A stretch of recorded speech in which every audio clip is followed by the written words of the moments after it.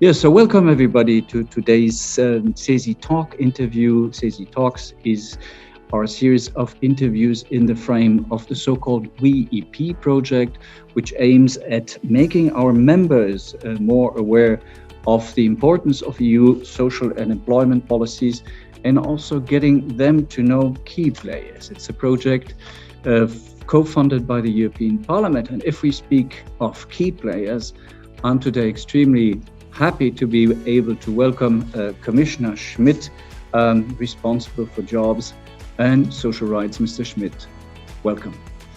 Thank you. Mr. Schmit, we have been talking a lot in the past years, actually since 2017, but also in particular after or during the Porto summit and when the action plan was presented on this European Pillar of Social Rights, on the 20 principles, which are the main initiatives and proposals at EU level, which are the ones still to come, and which are the ones maybe you're particularly proud of? Well, first, thank you very much for inviting me and to have this talk on social Europe and different initiatives which have been taken during these 2 years of the von der Leyen Commission mandate. So first, you mentioned the Porto Social Summit. This was a very special and important moment because it was the moment where finally we launched the action plan on the basis of the Pillar of Social Rights. So an action plan which covers the 20 principles that reflect the pillar. And it was clearly also stated by the heads of government and heads of state and government that, now Europe needs upward social convergence. I think this was a clear message given at Porto.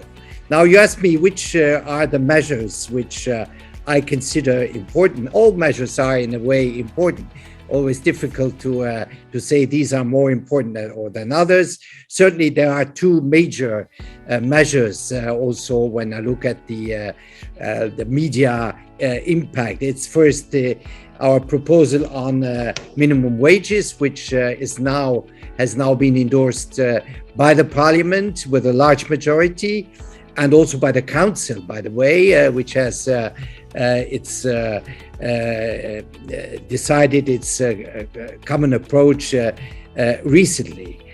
So this is a very important one because it gives a political message on wages. The second one, which is very recent, is our proposal on platform workers. I think this is a debate going on all over Europe and even outside Europe. What should be the status of platform workers? What about the social rights of platform workers? And I think here the Commission has taken a very clear and I think rather bold position on platform work, which is important, not to limit or to hamper the development of platform work, but to make sure that platform work does not develop outside our common social rules and social values. And as more and more people work on platform, this is particularly important. When I look what happens now, the reactions from the platforms were not all positive, but there were also positive reactions by a certain number of platforms. And I see that this platform economy is already in a certain evolution and also adaptation to what we consider to be absolutely a necessity in social terms. Now, you know that the big project of this Commission is the Green Deal. And a week ago, we had the second package for the Green Deal adopted by the Commission. And inside this package, there is a Council recommendation on how to ensure a fair transition towards climate neutrality, because we consider that we can only be successful with the Green Deal and with this huge transformation of our economies, of our societies, of our consumption models, if we make sure that this transition, this transformation is socially fair and respects also our social values, and also is very much in line with employment, because what people are scared about is what happens to my job, how will my job go in this transformation. So I think this is has been a strong commitment by the Commission to work on that. It's a council recommendation, which means that this has to be discussed now by member states in the council. Another important point is the young generation, youth unemployment, which we all know the young generations have been impacted, particularly during this COVID crisis. Youth unemployment is much higher than average unemployment, and we had launched already in 2020 an initiative on reinforced youth guarantee, but also on a youth employment package, and therefore this is something which is a very strong priority of this Commission. And finally, given that we are in this transformation, the green one, the ecological one, and on the other hand, technology is evolving very fast due to digitalization. We insist a lot on skills developments. We launched the European Skills Agenda, the Pact for Skills, now recently two council recommendation on individual learning accounts, and on the European approach on micro-credentials. So these are the major elements. I could mention, obviously, the child guarantee, which is very close to my heart, because this is also part of the anti-poverty package. Fighting child poverty is a very important element of our anti-poverty strategy. Yes, indeed. If I may just make a small side comment that we, since it's so fresh, we particularly welcomed the proposals and the ideas and the guidelines of the Commission in the context of platform work. So, but Mr. Schmidt, you have been a commissioner now for a couple of years, and you stepped in. Let's say you stepped in right when the crisis started. How was the work proceeding in the college? How did you experience that? But also, what were, according to you, some landmark decisions taken at this stage by the European Commission, but of course also by the European Union? What was the most impressive for you? Well, obviously, the Commission was not prepared, as nobody was, for such a period of difficulties, of uncertainties, because finally we have come out of a major crisis not so long ago. We had the financial economic crisis, which left a lot of scars in our economies, also in our social systems. So this crisis was hit us hard. It was a crisis we did not really at the beginning know how to handle it, and I think that what the Commission has really has been quite successful at was the very swift reaction. Normally things take some time, and here we had no time. We had no time to lose. So finally we launched first the Coronavirus Response Investment Initiative to give member states money, because they had the very critical moment to increase the expenditures in certain areas, especially related to health, but also to jobs. Then very rapidly we put into place the SURE instrument with 100 billion euros to help people, to help member states to put into place short-term working schemes, which help to save a lot of jobs, but also people's income, and finally also a lot of companies. So these were the very important measures. I mentioned already what we put into place for youth unemployment, and well, certainly globally, the Commission managed to get the agreement in the Council for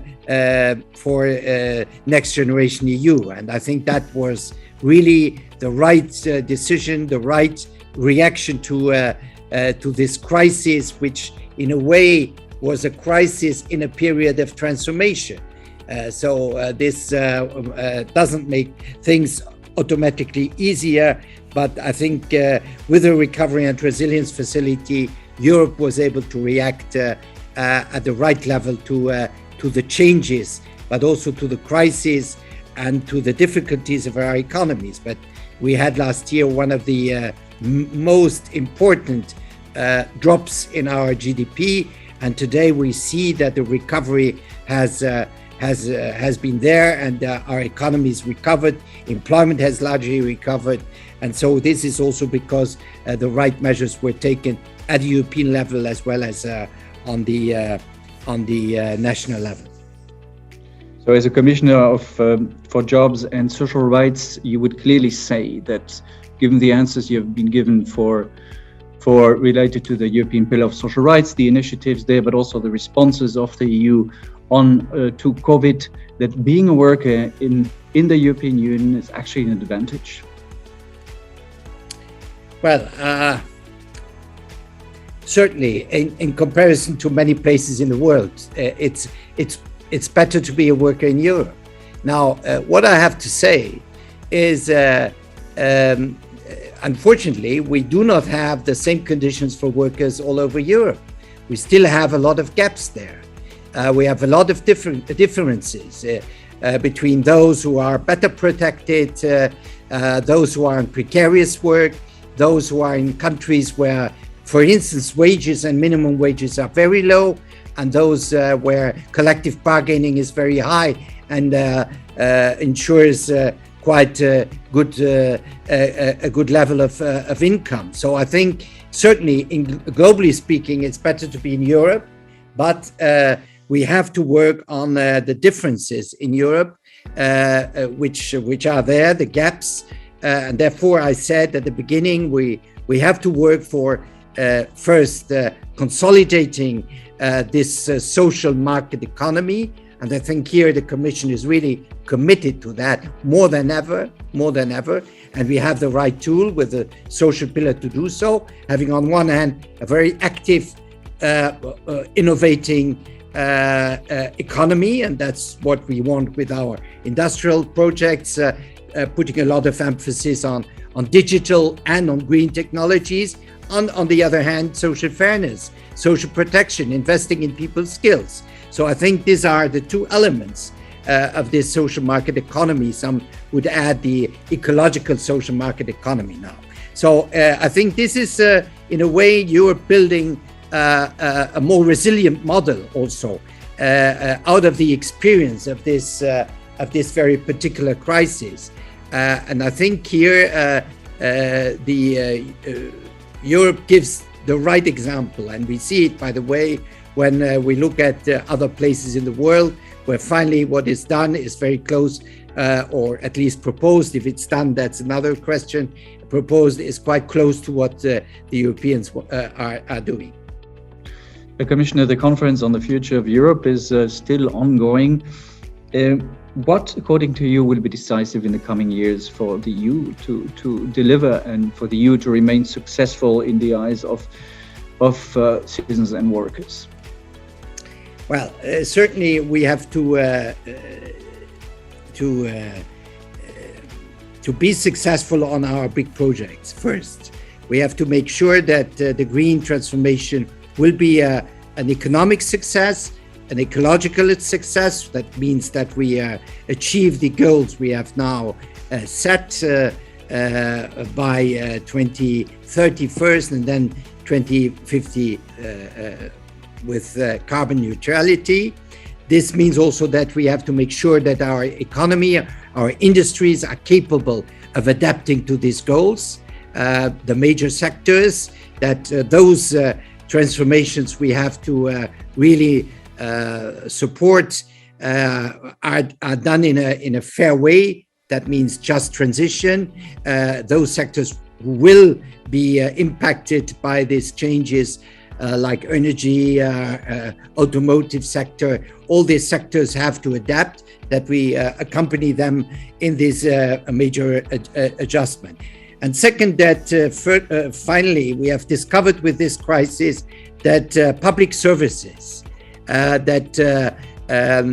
services of general interest are key, and that in investments in public services, health is obvious, but not just health, education or other health, other public services, that we have to maintain a high level of public investments. I think this is absolutely key for the future. There will be no digital revolution without investment in education, in digital education, but also in connectivity. So we need a high level of public investment, and we need very well functioning public services. This is for me absolutely important, and this means we have to attract well-skilled, motivated people to public services, which means also in social terms, in wage terms, public services are important for our future development, economic development. So I think this is the balance we have to reach in the forthcoming years and decades. Secretary General of SESI, which represents many public sector, public service workers, to use the larger term. Of course, I'm very pleased to hear also your views on that subject. But we have had many discussions also with our members which represent workers in some sectors which are indeed, let's say, in the line of fire when it comes to the green transitions. What do you think? And we are from trade union side, I think we're still not 100% aware of the magnitude of what is coming in the coming years. What do you think will be the role of trade unions in general during these times of transitions, and maybe also a final message to our members? Well, first, I would say that in order to be able to manage these transitions, we need a strong social dialogue, because we cannot, and this is the case for private enterprises, but this is also the case for public services, which certainly some of them will be impacted also by these transitions. But there's the green transition. There's also digitalization, transforming jobs, making jobs redundant, but also at the same time creating new jobs. So how will we manage these transitions? And therefore, I believe very strongly in a very active social dialogue, social partnership, social partners, trade unions being involved, not just consulted and then we forget what they said. No, really being a partner in this transition. So this is my first point, the importance of social partners and notably trade unions in this change. We see now that the working places are changing very fast, especially also with the pandemic, but they would anyway have changed. Telework was already there at a modest level. Now telework due to the pandemic has really exploded. And we're here to organize this telework properly, which represents advantages, but also opens some difficulties, some problems. We need a strong social dialogue to manage this at company level or even at sectoral level. So these are important elements how we can best manage these transformations.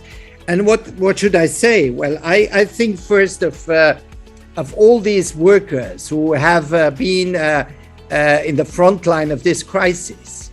I must say we all talk about the the health workers, the care workers in care institutions, in hospitals.